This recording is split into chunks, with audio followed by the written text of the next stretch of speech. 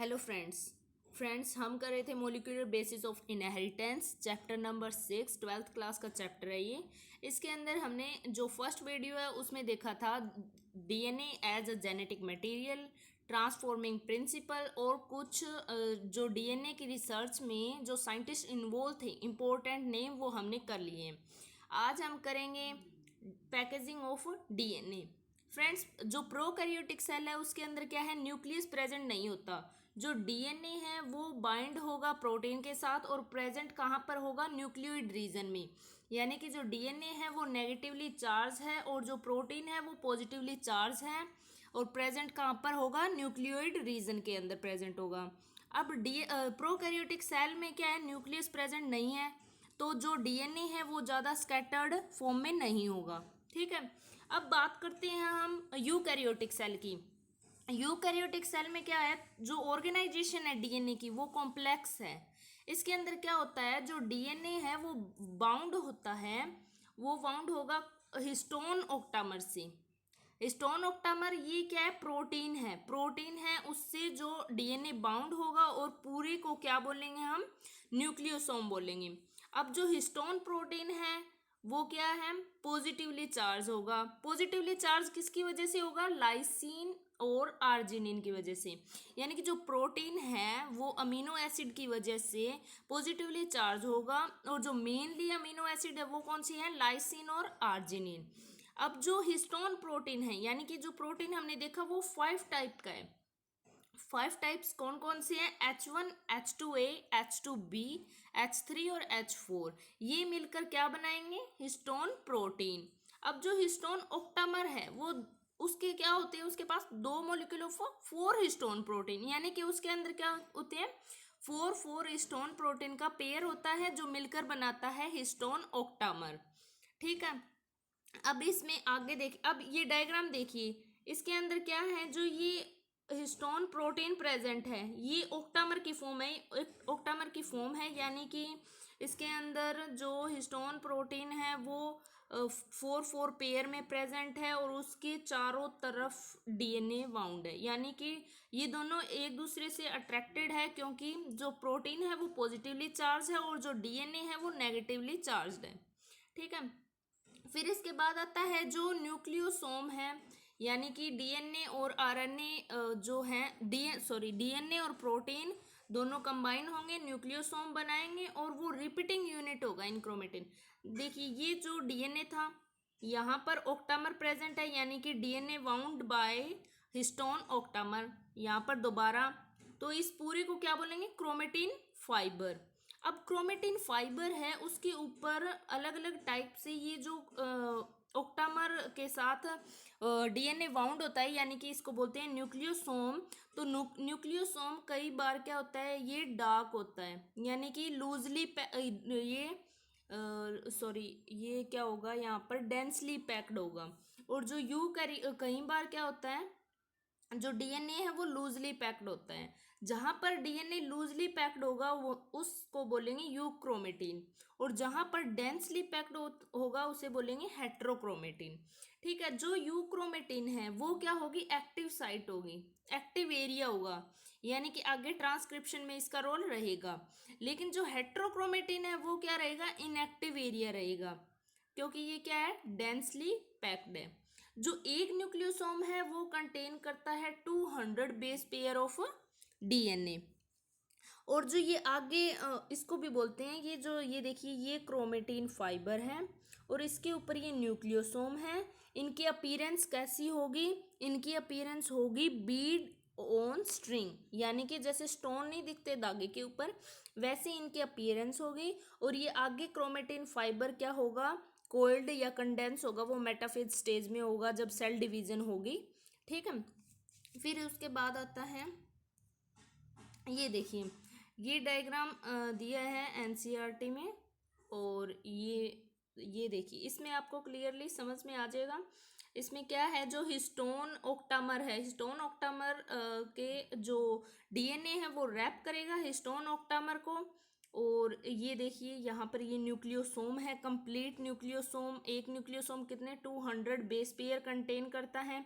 और ये देखिए इसकी अगर हम देखें इसको तो ऐसा दिखेगा। ये देखिए थ्रेड लाइक स्ट्रक्चर है, इनके ऊपर ये बीड्स से दिख रहे हैं, इसलिए इसे बोलते हैं बीड्स ऑन स्ट्रिंग। अब हम करेंगे डीएनए और आरएनए का थोड़ी डिफरेंस देख लेते हैं हम। अब जो डीएनए है उसे बोलते हैं डीऑक्सीराइबोन्यूक्लिक एसिड, आरएनए को बोलते हैं राइबोन्यूक्लिक एसिड। अब क्या है, जो डीएनए है वो एक पॉलीमर है और इसके जो राइबोज शुगर प्रेजेंट होती है, फोस्फेट ग्रुप प्रेजेंट होता है इसके अंदर। जो डीऑक्सीराइबोज है और फोस्फेट है वो बैकबोन की तरह काम करते हैं।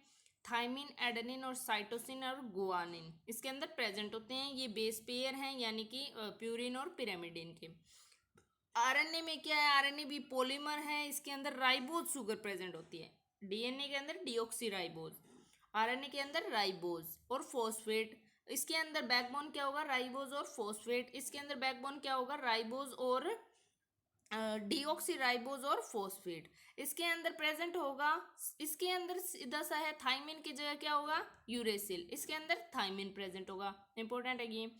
फिर इसके बाद आता है लोकेशन। जो डीएनए है वो प्रेजेंट होता है न्यूक्लियस के अंदर और माइटोकॉन्ड्रिया सेल के अंदर, लेकिन जो आरएनए है वो प्रेजेंट होता है साइटोप्लाज्म, न्यूक्लियस और राइबोसोम्स के अंदर। फिर इसके बाद आता है शुगर प्रोपोर्शन। इसके अंदर शुगर पोर्शन क्या है, शुगर इसके अंदर डीऑक्सीराइबोज शुगर है, इसके अंदर राइबोज शुगर है। फिर इसके बाद आता है फंक्शन। फंक्शन में जो डीएनए है वो उसका फंक्शन क्या है, ट्रांसमिशन ऑफ जेनेटिक इन्फॉर्मेशन, यानी कि एक जनरेशन से दूसरी जनरेशन तक जेनेटिक इन्फॉर्मेशन को ट्रांसफर करना। It forms as a media for long term storage, यानी कि इसके अंदर क्या होता है, देखिए पहली जनरेशन है उसके अंदर 100% जो जीन की करेक्टर है वो है। फिर सेकंड जनरेशन आएंगी उसके अंदर 50% जाएंगे। फिर थर्ड जनरेशन आएगी उसके 25, फिर ऐसे ऐसे करते हाफ होते जाएंगे। ठीक है, ऐसे इसमें आरएनए में क्या होता है, RNA is function as the transmission of genetic code. आगे हम डिटेल में करेंगे जेनेटिक कोड को। फिर क्या होता है, इसके अंदर जो जेनेटिक कोड रिस्पॉन्सिबल किसके लिए होता है, जो नेसेसरी होता है प्रोटीन क्रिएशन के लिए। ठीक है, फिर इसके बाद आता है प्रीडोमिनेंट स्ट्रक्चर। डीएनए है वो डबल स्टैंडर्ड होगा। ठीक है, यानी कि प्रीडोमिनेंट क्या है, डबल स्टैंडर्ड। सिंगल स्टैंड भी हो सकता है ये, लेकिन डबल स्टैंडर्ड प्रीडोमिनेंट है। नेचुरल आपको डबल स्टैंड में मिलेगा। और जो आरएनए है वो सिंगल स्टैंडर्ड है। आरएनए भी डबल हो सकता है, लेकिन जो नेचुरल प्रीडोमिनेंट स्ट्रक्चर है इसका वो है सिंगल स्टैंडर्ड मॉलिक्यूल। ठीक है, फिर इसके बाद आता है प्रोपोर्शन और प्रोपेगेशन। डीएनए है वो रेप्लिकेट करेगा खुद, मतलब यानी कि जो डीएनए है वो आउन रेप्लिकेशन में है, यानी कि डीएनए खुद रेप्लिकेट कर सकता है। और जो आरएनए है वो क्या है, रेप्लिकेट खुद नहीं कर सकता, यानी कि इसको ज़रूरत है डीएनए की। फिर आता है नाइट्रोजिनस बेस, वो मैंने आपको बताया डीएनए के अंदर एडेनिन से थाइमिन अटैच होगा और गुआनिन से साइटोसिन, लेकिन जो आरएनए है उसके अंदर थाइमिन रिप्लेस हो जाएगा यूरेसिल से। ठीक है, फिर इसके बाद आता है कुछ टर्म्स है, ये देख लीजिए आप। इसके अंदर क्या है, ये सेमी कंजर्वेटिव आया है, एनसीईआरटी में सेमी कंजर्वेटिव टर्म दे रखी है। उसका मतलब क्या है, उसके साथ में हम ये दो टर्म और पढ़ेंगे, कंजर्वेटिव, सेमी कंजर्वेटिव और डिस्पर्सिव। सबसे पहले ये सेमी कंजर्वेटिव हम समझ लेते हैं। सेमी कंजर्वेटिव का मीनिंग क्या है, सेमी कंजर्वेटिव एक टर्म है जो दी थी मेसेल्सन और स्टेल ने। ठीक है, इसके अंदर क्या होगा कि जो डीएनए है, सबसे पहले कंजर्वेटिव देखते हैं। डीएनए क्या होगा, ये मान लीजिए पेरेंटल डीएनए है। पेरेंटल डीएनए इसके अंदर एज इट इज कंजर्व हो जाए, यानी कि नेक्स्ट जनरेशन के अंदर जो पेरेंटल डीएनए है वो एज इट इज चला जाए। और साथ में क्या होगा, एक न्यू डीएनए, यानी कि यहाँ पर जो प्रोपोर्शन होगा 50-50 का होगा, यानी कि जो पेरेंटल डीएनए है साथ में कौन सा होगा, न्यू डीएनए। ये जो एक्सपेरिमेंट किया था मेसेल्सन और स्टेल ने, वो सीजियम क्लोराइड की प्रेजेंस में किया था। फिर दूसरा उन्होंने एक्सपेरिमेंट किया, तब देखा उन्होंने सेमी कंजर्वेटिव आया, उसके अंदर क्या है, एक स्ट्रैंड तो मिला न्यू और दूसरा स्ट्रैंड क्या है, पेरेंटल डीएनए का है। ठीक है, इसके अंदर पहला स्ट्रैंड क्या होगा, पेरेंटल डीएनए का, और दूसरा क्या होगा, न्यू होगा, यानी कि इसके अंदर सेमी कंजर्वेटिव है, हाफ हाफ जाएगा इसके अंदर। फिर डिस्पर्सिव में क्या होगा, डिस्पर्सिव में कहीं पर पेरेंटल डीएनए होगा, कहीं पर न्यू होगा, कहीं पर पेरेंटल डीएनए होगा, ठीक है, इस तरह होता है ये टर्म। तो सेमी कंजर्वेटिव डीएनए मतलब जो न्यू रेप्लिकेशन के बाद में जो डीएनए सिंथेसाइज होगा वो क्या होगा, सेमी कंजर्वेटिव। फिर उसके बाद देखिए रेप्लिकेशन आती है। रेप्लिकेशन जो डीएनए है वो मैंने बताया डीएनए कैन रेप्लिकेट ऑन, ठीक है। उसके अंदर जो डीएनए का रेप्लिकेशन देखा था, सबसे पहले वाटसन और क्रिक ने सजेस्ट किया था replication of DNA is semi conservative. Semi conservative मैंने अभी आपको बताया, एक स्ट्रैंड क्या होगा पेरेंटल डीएनए का, और दूसरा स्ट्रैंड क्या होगा न्यू डीएनए। फिर जो मेसलसन और स्टेल ने प्रूव किया था सेमी कंजर्वेटिव डीएनए रेप्लिकेट होगा, तब डीएनए तब क्या होगा सेमी कंजर्वेटिवली फॉर्म में रहेगा। फिर उसमें बाद में क्या आता है, टाइलर एट एल का नाम आता है, उन्होंने एक्सपेरिमेंट किया था फावावीन पर। उन्होंने जो रेडियो एक्टिव थायमिडीन और प्रूव किया था कि डीएनए क्या है, सेमी कंजर्वेटिव है। अब हम डीएनए रेप्लिकेशन देखते हैं। डीएनए रेप्लिकेशन के अंदर कौन कौन से एंजाइम आते हैं, हम अलग अलग स्टेप से करेंगे। सबसे पहले देखिए, सबसे पहले स्टेप आएगा हमारा, जो डीएनए है उसको हमें कहीं से कट करना होगा, ठीक है। कट करने के लिए सबसे पहले चाहिए एंडोन्यूक्लियस, ठीक है। एंडोन्यूक्लियस क्या करेगा, जो इसके अंदर एक साइट होती है उसे बोलते हैं ORI, ओरिजिन ऑफ रेप्लिकेशन, ठीक है, initiation, origin of replication initiation. जो प्रोकैरियोट है उनके अंदर ओरिजिन ऑफ रेप्लिकेशन क्या होती है, सिंगल होती है, लेकिन जो यूकैरियोट है उनके अंदर मैनी यानी कि अलग अलग बहुत ज़्यादा मिलती हैं। तो अब जो एंडोन्यूक्लियस है वो एक ओरिजिन ऑफ रेप्लिकेशन साइट से स्पेसिफिक होगी, वहां से डीएनए को कट करेगा, ठीक है। अब डीएनए क्या हो गया, कट हो गया। अब दूसरा स्टेप आता है, दूसरे स्टेप में क्या आएगा, अब जो डीएनए कट तो कर दिया लेकिन उसको अब अनवाइंड करना है, यानी कि डीएनए ऐसे हमारा कट तो हो गया, यहाँ से मान लीजिए यहाँ से कट तो हो गया, लेकिन अब इसको क्या करना है, अनवाइंड करना है। तो अनवाइंड करने का काम कौन करेगा, हेलिकेज करेगा, यानी कि हेलिकेज क्या करेगा, अब देखिए ये है जैसे अब ये डीएनए इसको ऐसे ओपन कर देगा, यानी कि अनवाइंड कर देगा, वो कौन करेगा, हेलिकेज, हेलिकेज, ठीक है। अब थर्ड स्टेप आता है, थर्ड स्टेप में क्या होगा, अब डीएनए क्या हुआ, डीएनए अनवाइंड हो गया, लेकिन अब ये दोनों स्ट्रैंड आपस में दोबारा ज्वाइन ना हो, इसके लिए कौन सा एक प्रोटीन होता है, SSBP, single standard binded protein, ठीक है। ये SSBP क्या करेगा, यहाँ पर इनके साथ अटैच होगा और क्या करेगा, इसको दोबारा ज्वाइन ना हो इसके लिए प्रिवेंट करेगा, यानी कि ज्वाइन होने से इसको बचाएगा। अब हमारा स्टेप आता है फोर्थ। अब हमने क्या किया, इसको कट भी कर लिया, अनवाइंड भी किया, इसको दोबारा ज्वाइन होने से भी बचाया। अब क्या करेगा, अब आएगा टोपो आइसोमरेज। जो यहाँ पर जो टेंशन क्रिएट हुई है ना डीएनए की, यानी कि जैसे हम रस्सी खींचते हैं तो उसके अंदर तनाव हो जाता है, उसी तरह डीएनए के अंदर भी तनाव हुआ, यानी कि इसके अंदर स्ट्रेस हुआ। तो अब इसको कौन करेगा दूर, टोपो आइसोमरेज, या जिसे हम डीएनए काइनेज भी बोलते हैं। ये क्या करेगा, ये करेगा जो टेंशन है उसको रिमूव कर देगा, ठीक है। अब स्टेप नंबर 5 करते हैं हम।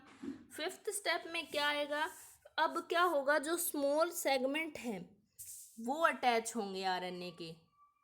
अब क्या है, रेप्लिकेशन अब शुरू होगी, आरएनए प्राइमर आएगा, आरएनए प्राइमर क्या करेगा, जो सिंगल स्ट्रैंड हुआ है डीएनए उसके साथ अटैच होगा और उसे बनाएगा। मतलब अब जो ये आरएनए प्राइमर के साथ काम कौन करेगा, डीएनए पॉलीमरेज, दोनों मिलकर क्या बनाएंगे, डीएनए स्ट्रैंड बनाएंगे। लेकिन प्रॉब्लम क्या है, यहाँ पर जो आरएनए प्राइमर है ना वो 3 एंड पर ही बाइंड करेगा, यानी कि जो ये डीएनए है वो ओपन हुआ है तो एक 3 एंड है और एक 5 एंड है, लेकिन जो आरएनए प्राइमर है वो एक्टिवली काम किस पर करेगा, 3 एंड पर, ठीक है।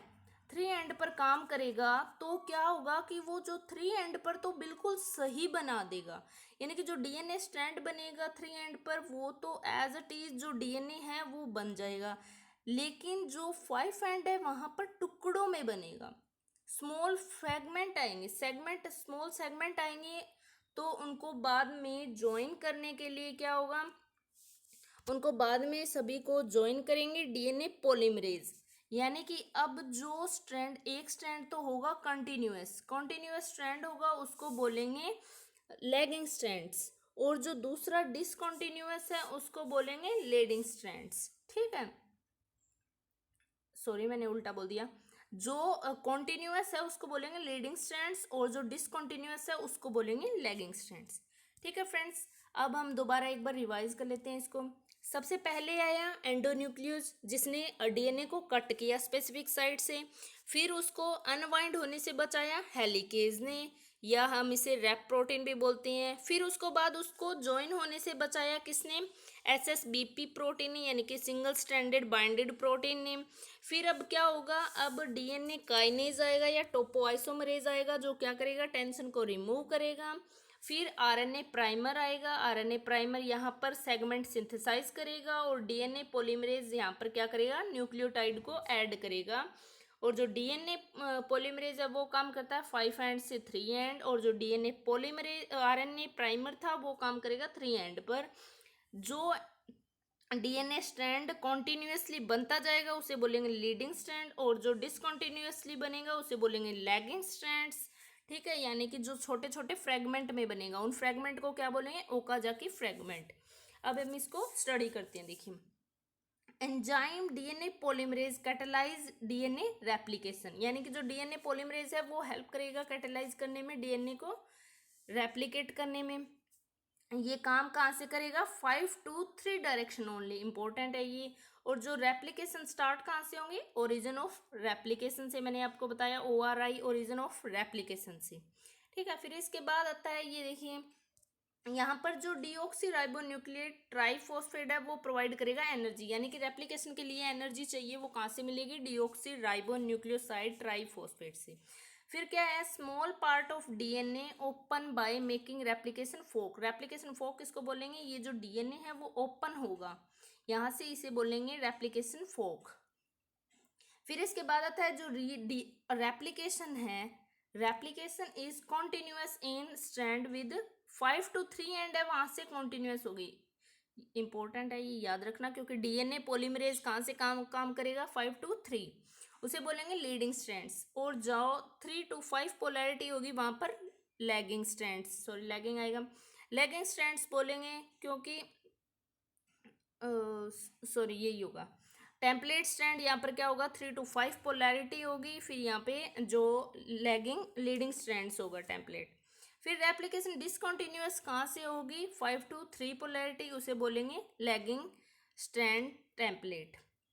फिर उसके बाद आता है जो डिसकंटिन्यूअस फ्रेगमेंट है उसे बोलेंगे ओकाजाकी फ्रेगमेंट, जो ज्वाइन बाय होंगे डीएनए लाइगेज बाद में क्या करेगा, उसे ज्वाइन करेगा, जो मैंने बताए थे सेगमेंट से बनेंगे, और उसके बाद उनको अटैच कौन करेगा, डीएनए लाइगेज। फिर आता है जो यूकैरियोटिक सेल है, the replication take place during the S phase of cell, replication eukaryotic cell में कौन से फेज में होती है, एस फेज में, इंपॉर्टेंट है ये, एस फेज में डीएनए रेप्लिकेशन होती है। और फिर क्या है, if cell division does not occur, अगर सेल डिवीजन नहीं होगी तो पॉलीप्लॉइडी क्रिएट होगी। थैंक यू फ्रेंड, आज हमने इतना किया, रेप्लिकेशन कंप्लीट किया, नेक्स्ट वीडियो में हम ट्रांसक्रिप्शन कंप्लीट करेंगे। Thank you.